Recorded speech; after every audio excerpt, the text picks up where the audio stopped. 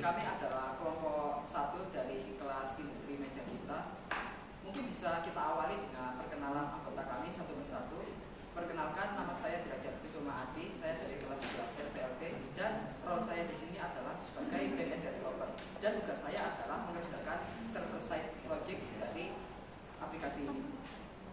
Perkenalkan, nama saya Nila Putri dari kelas 11 RPLP. Di sini role saya adalah sebagai UX designer. Perkenalkan, nama saya Naufia, absen 42. Di sini saya sebagai front-end developer. Tugas saya untuk mengimplementasikan hasil desain. Perkenalkan, nama saya Muhammad Sason. Di sini role saya sebagai backend developer dan juga saya merancang database. Baik, karena semua anggota sudah berkenalan, kita bisa mulai untuk presentasi tentang proyek kita. Jadi untuk awal-awal UI UX designer kami yaitu adalah Nila akan menjelaskan tentang konsep aplikasi, alur dari penggunanya, serta untuk tampilan UI dari proyek kami. Silakan Nila. Baik, terima kasih atas kesempatan yang telah diberikan. Di kesempatan kali ini kami akan menjelaskan tentang proyek yang telah kami buat selama beberapa hari ini, yaitu kita melanjutkan salah satu fitur dari meja kita, yaitu meja belajar. Nah, saya di sini sebagai UI UX designer, fokus saya adalah untuk membuat UI atau desain yang mudah dan tidak ribet ya, karena pasar kita adalah siswa yaitu Gen Z yang kan pasti malas ribet dengan UI yang nggak jelas gitu kan. Jadi ini UI-nya sangat minimalis dan mudah dipahami. Baik, yang pertama ini adalah halaman dashboard. Jadi setelah user melakukan login langsung diarahkan ke halaman dashboard. Halaman dashboard ini yang pertama terdapat materi dan juga ada fitur sorting. Sorting ini digunakan untuk men-sorting materi yang ingin dicari sehingga lebih mudah. Misalnya mau mencari matematika, itu ada beberapa materinya gitu. Jadi per mapel. Lalu di sebelah kiri ada terakhir dipelajari. Terakhir dipelajari itu fungsinya sama seperti histori ya. Jadi biar siswa yang telah mempelajari itu nggak bingung. Misalnya kayak terakhir kali aku belajar apa ya, ada historinya jadi bisa melanjutkan apa yang telah dipelajari. Lalu juga ada kalender. Kalender itu sebenarnya lebih seperti ke reminder aja. Misalnya tanggal 5 bakal ada ulangan, jadi tanggal 5 harus belajar materi apa seperti itu. Oke, lanjut. Misalnya bisa mengklik persamaan linear. Nah, persamaan linear ini setelah mengklik materi yang ingin dipelajari, user diarahkan ke playlist. Ini adalah sebuah playlist belajar yang kita rancang, yaitu diskusi PR, berbagi catatan, dan latihan soal. Playlist ini sudah ditentukan oleh meja kita, yaitu 3 playlist ini. Misalnya diskusi PR. Nah, ini juga desainnya bukan saya mendesain karena sudah dari meja kitanya, karena kita tidak membuat websitenya dari awal, namun kita melanjutkan apa yang sudah ada. Jadi ini yang sudah ada di meja kitanya. Terus lanjut, ini adalah diskusi PR. Ini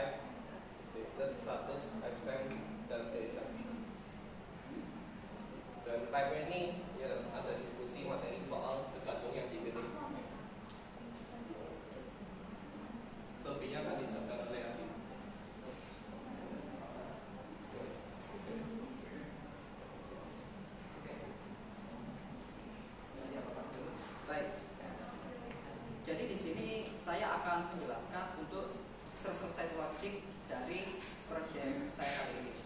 Untuk server side logicnya ini sebenarnya sangat simpel, yaitu adalah proses CRUD atau create, read, update, delete.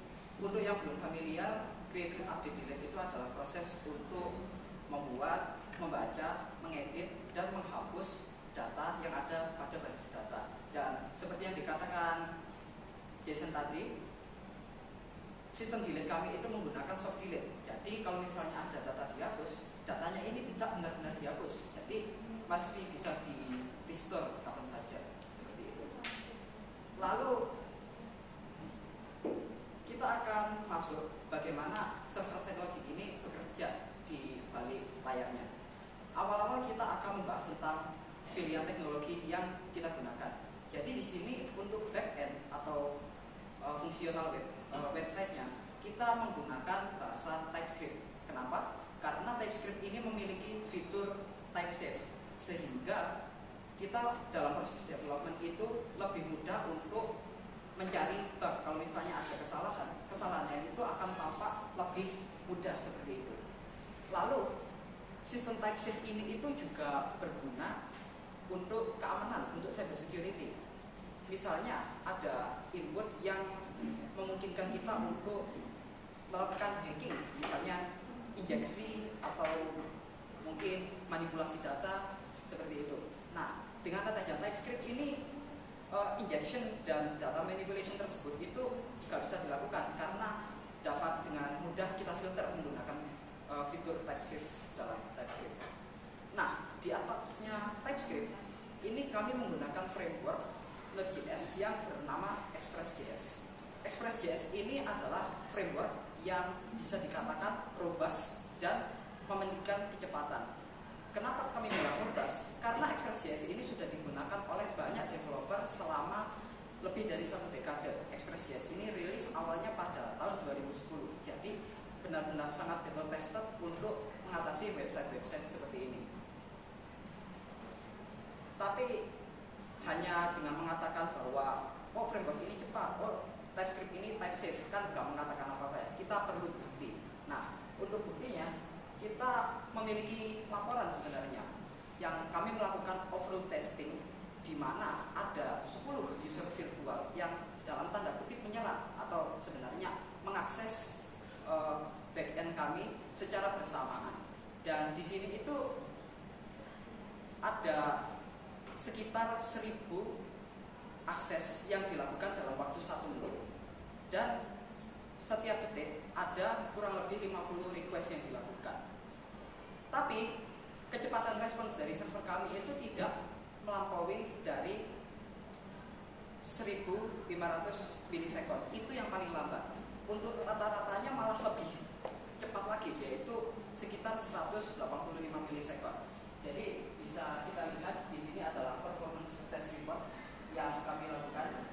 Pada summary itu ada 1073 request yang dilakukan pada waktu 1 menit, dan untuk throughputnya ada 15 request per second dengan average response time selama 185 milisekund. Jadi ini response time-nya sangat-sangat cepat. Dan juga kan ini testingnya dilakukan di laptop saya, yang mana CPU-nya itu masih i7 generasi 6. Jadi laptop yang masih mid-end itu kuat untuk mengatasi 10 virtual user dalam waktu 1 menit dalam menangani 1000 request. Jadi kami bisa menyimpulkan bahwa TypeScript dan Express.js ini benar-benar robust dan cepat untuk mengatasi proyek kami. Jadi kira-kira seperti itu saja untuk presentasi kami pada siang hari ini. Untuk Bapak Ibu Guru Juri yang ingin bertanya, bisa bertanya di sesi tanya jawab, akan kami buka mulai sekarang. Bisa ditemukan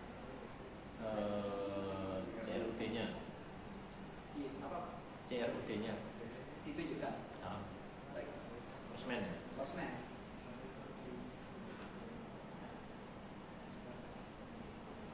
Jadi di sini kami membuat sistem CRUD untuk 3 objek tadi, yaitu adalah user, playlist, serta chapter untuk setiap playlistnya.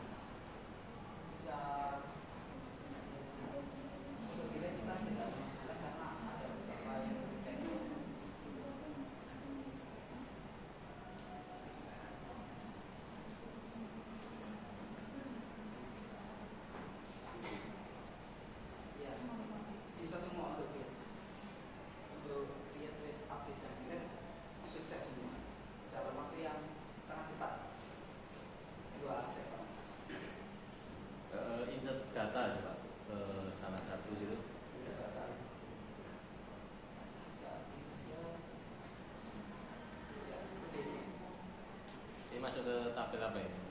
users.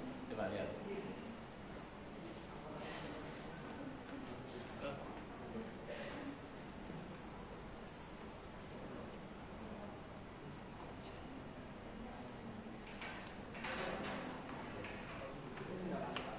Ini berarti belum terhubung dengan front end ya? Dari requirement dari project kita memang tidak dihubungkan, Pak. Kenapa? Karena project kami ini hanya sebagai proof of concept bagaimana produk yang di sini namanya adalah meja belajar itu nanti akan diintegrasikan dengan website meja kita secara langsung. Jadi kenapa kami nggak menghubungkan front end dengan back end? Karena front end di sini itu hanya sebagai proof of concept. Jadi bagaimana nanti project ini akan terlihat kalau misalnya sudah diintegrasikan dengan website meja kita. Dan back endnya di sini itu sebagai prototyping. Kira-kira bagaimana kita akan mengintegrasikan back end ini itu dengan sistem yang sudah ada di meja kita. Nah, tadi juga kan kami menggunakan database MySQL.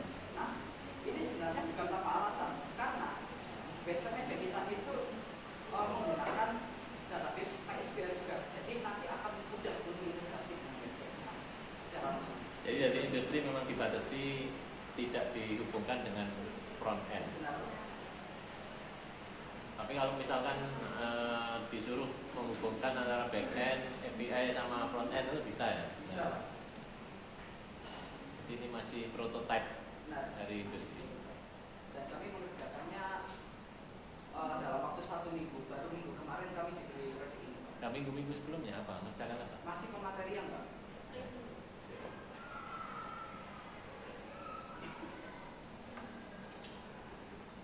Baik, untuk Bapak Ibu penguji yang lain, apakah ada pertanyaan lain?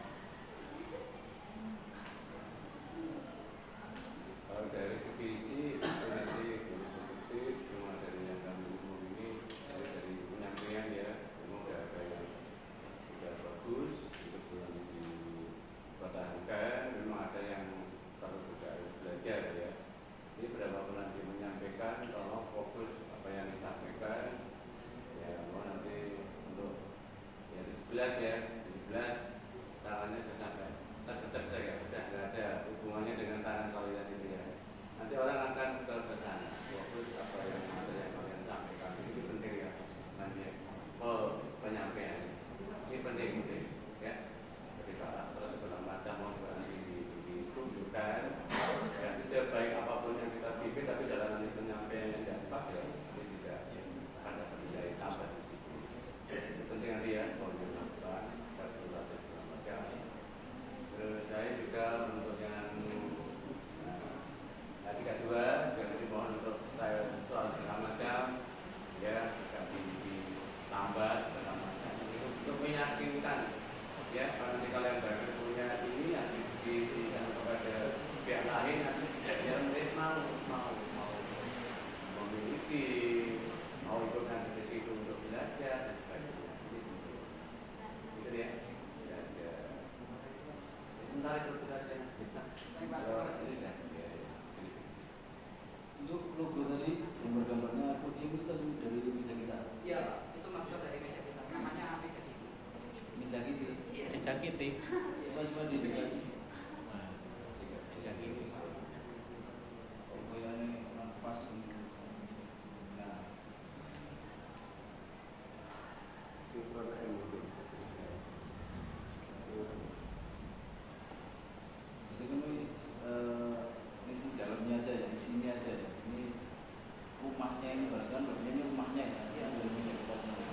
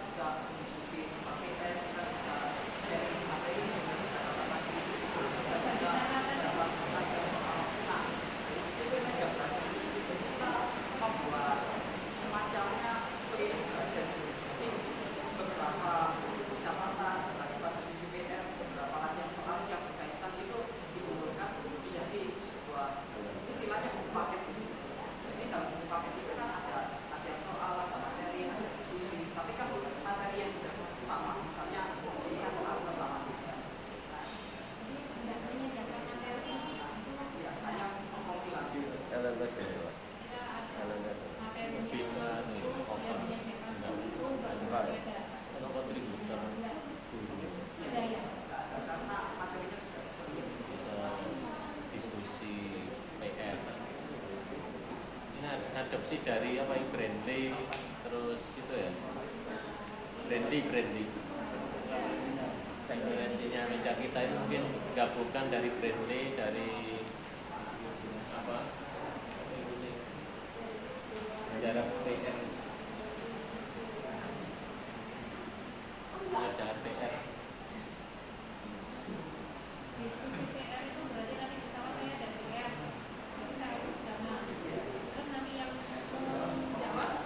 Komunitasnya apa bisa juga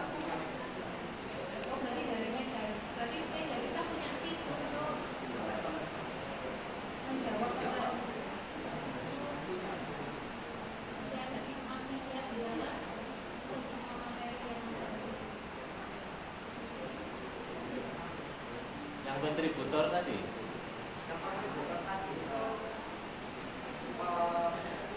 untuk membuat rilis yang punya wewenang untuk membuat rilis kalau bisa biasa tentor, semacam tentor, mentor. Kayak Udemy itu. Ya, Udemy itu. Udemy itu. Kayak Udemy itu. Yang isi materi, udah. ya Yang isi.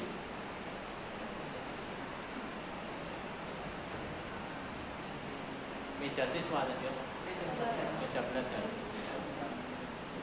Sudah launching. masih belum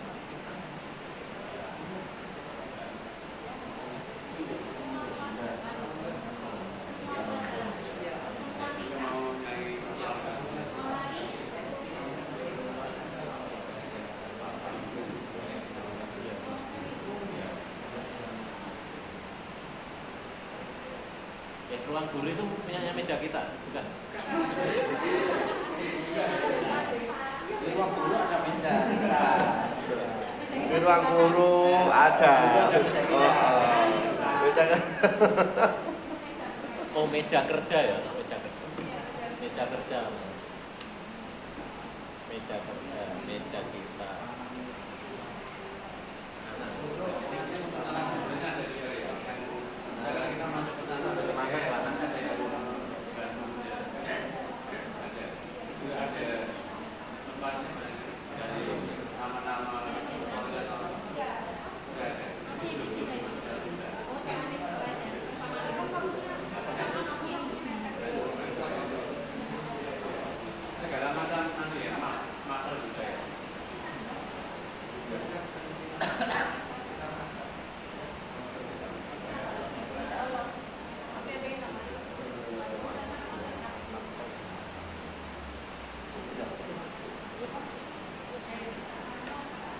nggak ada penilaian, nggak ada ya. Bukan itu. Nggak ada ya, nggak ada penugasan, nggak ada penilaian.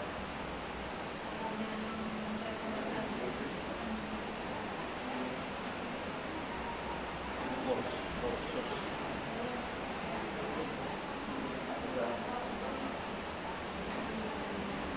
Sudah, boleh ditutup. Sedikit ya,